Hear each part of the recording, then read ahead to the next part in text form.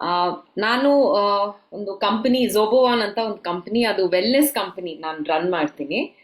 So basically ನಾನು hydration specialist. ಅಂದ್ರೆ water ಇಂದ ನಾವು ಹೆಂಗೆ ನಮ್ಮ ಸೆಲ್ಫ್ ನ ಹೀಲ್ ಮಾಡ್ಕೊಬಹುದು ಅಂತ ಆ ಥೆರಪೀಸ್ ಎಲ್ಲ ಮಾಡ್ತೀನಿ. ಸೊ ನನಗೆ ಹೀಲಿಯನ್ನ ನಮ್ಮ ಫ್ರೆಂಡ್ ಪ್ರಸಾದ್ ಸರ್ ಅಂತ ಇದ್ದಾರೆ, ಅವರು ನಮ್ಮ ಕೊಲೀಗು. ಅವ್ರು ಇಂಟ್ರೊಡ್ಯೂಸ್ ಯಾವಾಗ್ಲೂ ಹಿಂಗೆ ಹಾಕೊಂಡ್ ಬರ್ತಾ ಇದ್ರು. ಸೊ ನಾನ್ ಕೇಳ್ತಾ ಇದ್ದೆ, ಸರ್ ಅದ್ ಏನದು ನೀವ್ ಹಾಕೊಂತಿರಲ್ಲ ಅಂತ. ಓ, ಇದು ಹಂಗೆ ಮಾಡತ್ತೆ, ಹಿಂಗೆ ಹೆಲ್ಪ್ ಮಾಡತ್ತೆ ಅಂತ ಏನೇನೋ ಹೇಳ್ತಾ ಇದ್ರು. ಸೊ ನನ್ಗೆ ರಿಯಲಿ ಅದೆಲ್ಲ ನಿಜಾನಾ, ಈ ತರ ಎಷ್ಟು ಥಿಂಗ್ಸ್ ಬರುತ್ತೆ ಅಂತ. ಬಟ್ ಅದೇನೋ ಒಂಥರ ಗಟ್ ಫೀಲಿಂಗ್ ಅಂತಾರಲ್ಲ, ಸೊ ತಗೊಬೇಕು ಅಂತ ಅನ್ಸ್ತು. So somehow I manage and ನಾನು ಪರ್ಚೇಸ್ ಮಾಡಿದೆ. ನಾನು ಅನ್ಕೊಂಡೆ ಅಟ್ಲೀಸ್ಟ್ ನನ್ನ ಕಂಪನಿ ಅಂಡ್ ಥೆರಪೀಸ್ಗೆ ಹೆಲ್ಪ್ ಆಗುತ್ತಲ್ಲ, ಏನೋ ಫ್ರೀಕ್ವೆನ್ಸಿ ಥೆರಪಿ ಅಂತ ಇದ್ದಾರೆ ಅಂತ. ಸೊ ನಾನು ತಗೊಂಡು ನಾನು ಯೂಸ್ ಮಾಡಿದೆ, ಪ್ಲಸ್ ನಮ್ಮ ಫ್ಯಾಮಿಲಿ ಮೆಂಬರ್ಸ್, ನಮ್ಮ ಫ್ರೆಂಡ್ಸ್ಗೆ.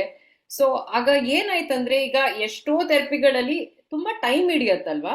ಬಟ್ ಈ ಒಂದು 2 ವೀಕ್ಸ್ ಅಲ್ಲಿ ಎಷ್ಟೋ ಚೇಂಜಸ್ ಎಕ್ಸ್ಪೀರಿಯನ್ಸ್ ಮಾಡಕ್ ಶುರು ಆದ್ವಿ ನಾವು.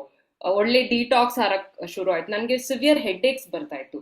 So whenever I use to run these programs ಅಲ್ಲ, whether gold cycle program or deep cycle head show, so ಎಷ್ಟೋ ರಿಡ್ಯೂಸ್ ಆಗ್ಬಿಟ್ಟು. ಅಂಡ್ ಆಫ್ಟರ್ ಲೈಕ್ 1 ಮಂತ್ ನನಗೆ I to never have those head aches. So ನಂಗೆ ತುಂಬಾ ಇಷ್ಟ ಆಯ್ತು. And I'm like ಅದರೊಳಗೆ ಚಕ್ರ ಹೀಲಿಂಗ್ ಅಂತಿತ್ತು. ಕೇಳ್ತಾ ಇದ್ದೆ ಚಕ್ರ ಮೆಡಿಟೇಷನ್ ಅದೆಲ್ಲ, ಬಟ್ ರಿಪೋರ್ಟ್ ಬರೋದು ಇವನ್ ಅಮೇಸಿಂಗ್ ಆಗಿತ್ತು. ಸೊ ಇವತ್ತು ದಿವಸ ನನಗೆ ಫ್ರೀಕ್ವೆನ್ಸಿ ಥೆರಪಿ ಬಂದ್ಬಿಟ್ಟು it's a part of life. Every single day ನಾನು ಯೂಸ್ ಮಾಡ್ತೀನಿ. Plus lot of my friends use ಮಾಡ್ತಾರೆ, ನಮ್ಮ ಕ್ಲೈಂಟ್ಸ್ಗೆ ಹೇಳ್ಕೊಡ್ತೀನಿ, ಥೆರಪೀಸ್ ಕೊಡ್ತೀನಿ. ಸೊ ತುಂಬಾ ತುಂಬಾ ಹೆಲ್ಪ್ ಆಗಿದೆ. ಹೀಲಿ ಇನ್ನೊಂದೇನಂದ್ರೆ, ನನಗೆ ಆಫೀಸ್ ಸ್ಪೇಸ್ ಇರಲಿಲ್ಲ. ಸೊ ಎವ್ರಿ ಟೈಮ್ ಯಾವ್ದಾದ್ರು ಕೋವರ್ಕಿಂಗ್ ಸ್ಪೇಸ್ ಅಲ್ಲಿ ಹೋಗಿ ನಾವು ಥೆರಪೀಸ್ ಮಾಡ್ತಾ ಇದ್ವಿ, ಇಲ್ಲಾಂದ್ರೆ ಫ್ರೆಂಡ್ಸ್ ಕ್ಲಿನಿಕ್ ಅಲ್ಲಿ ಯೂಸ್ ಟು ಡೂ ಥೆರಪೀಸ್. ಯಾವಾಗ್ಲೂ ನಾನು ಅನ್ಕೊಂತಾ ಇದ್ದೆ ಒಂದು ಓನ್ ಸ್ಪೇಸ್ ಇರಬೇಕು ಅಂತ. ಸೊ ನಮ್ ಟೀಚರ್ ಅಶ್ವಿನಿ ಮೇಡಮ್ ಅವರೇ ಹೇಳ್ಕೊಡ್ತರು.